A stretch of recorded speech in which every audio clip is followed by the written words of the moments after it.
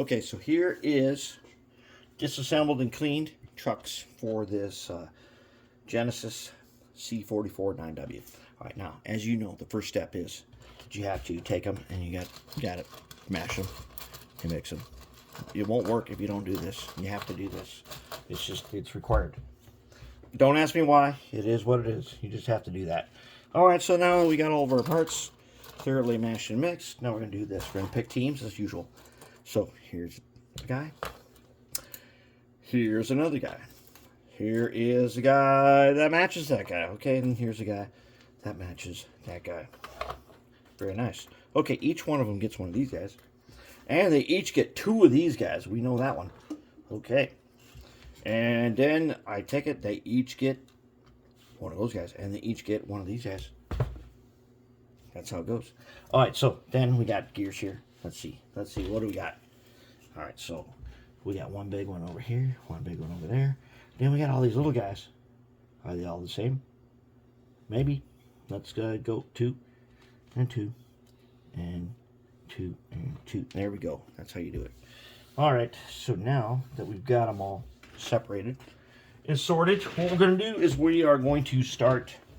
Now, the first thing that I did do, though, before we got ready, is I took this file, this square guy, and I took a tree branch and I turned it and made it into a handle.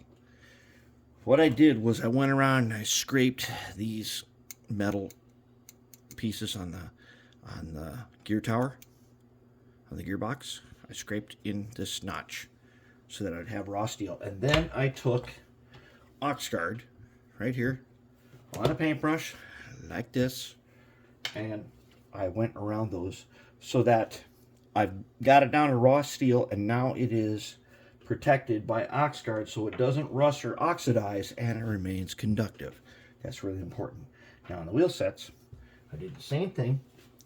And since I know this locomotive is not going to be operated for more than a month, I went around with Oxguard and I went around each wheel, then went around each one of these phosphor bronze bearings, although that's not entirely necessary, but I did it just so they won't oxidize. All right, so all the wheels are ready. Now, what we got to do next is we're going to take this guy here, and we are going to figure out where does his gears go. Now, if I had to guess, I'm just going to guess. We figure out where they go, since most of them are the same. And I'm betting that they probably go like this. They probably go like that right there. But, as you know, we didn't do what we're supposed to do. So let's start again. Now, let's do it the right way.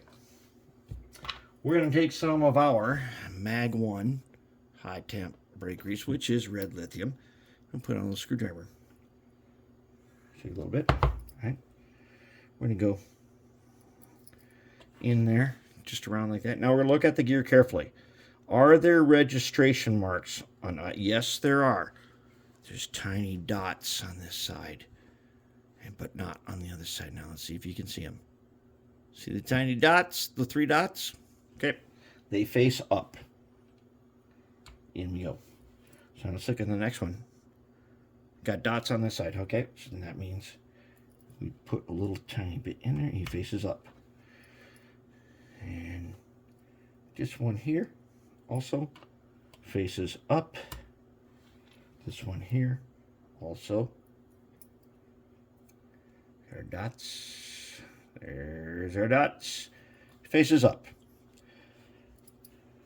Even if this is not entirely necessary, this is the way it was meant to be. And inside this guy, you see the 3 dots in there. The other side doesn't have them. It was meant to be this way. Sometimes it matters, sometimes it doesn't. But I'll tell you what, as we found out a long time ago, in Ernst gears, it really matters. People always said that Ernst gears are like a coffee grinder. And it turns out that having your gears faced with the registration marks the same way matters a whole lot. And now we got them in there, and they're inside there, and we're going to give them just a little bit of red lithium here. And we're going to give them just a little tiny bit right in. And now we're not going to solder any wires to these right now. We don't really need to. And we only need a tiny bit of red lithium because basically red lithium is a soap that has lithium suspended in it.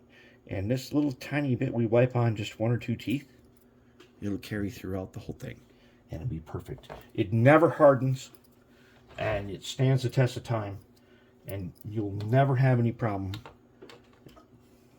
Don't put too much. Even if you do, it's not going to matter. So let's go ahead and do these gears again. All dots go up on this guy. So we find out where the dots are. We put them to the same side. All the dots got to go on the same side, basically.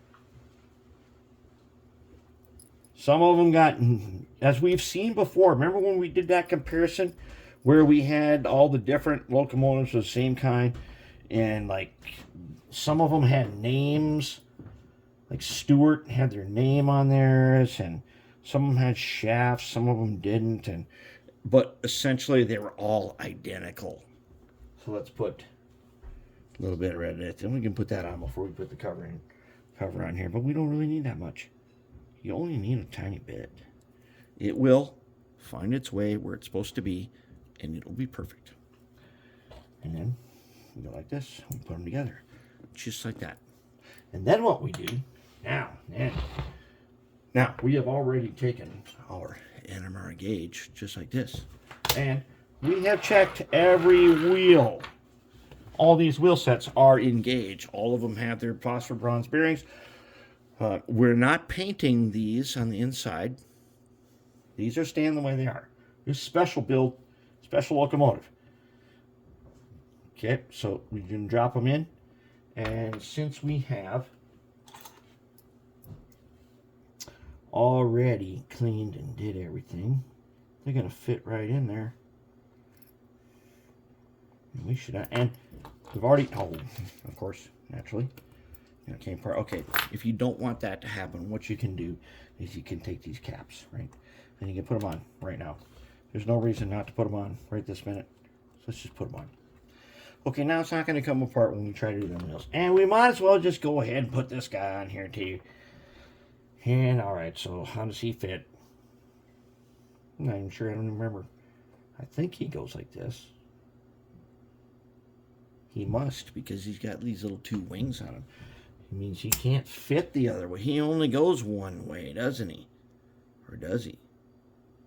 Oh, I think he only goes one way. We'll see what about on this guy. Let's go put his. We'll put his caps on, and then we'll find out. Oh, let's go back together, and let's see. Could we even put this guy on backwards if we wanted to?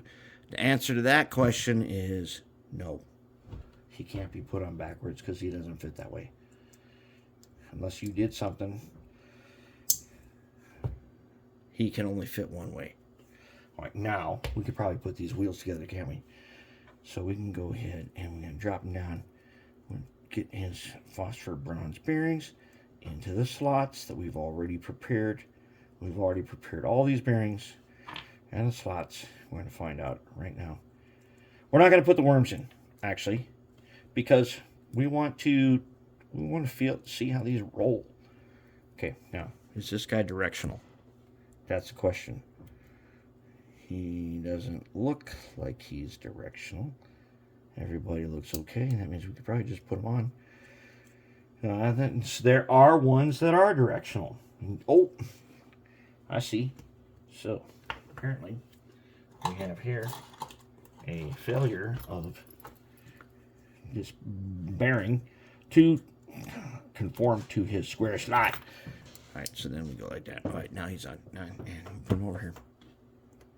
Does he work? Indeed he does. Very nice. Same thing over here. Let's go ahead and put this guy on. Just like that. We got enough grease. We don't need extra grease on this thing. Now, if you're doing brass locomotives and everything, all the gears and everything are black, and there's no plastic in there, go ahead, put some extra grease in there. It's like this. These nylon gears, or Delrin or nylon, one or the other. they don't need a bunch of extra grease. They're already slippery as they are, slippery plastic. That's why it's called slippery plastic, because it's slippery. All right, and feels pretty good. All right, that's how you do it. That is how you assemble these trucks. We'll look at the worms later. The worms got to get some special treatment. We'll get to them a little later.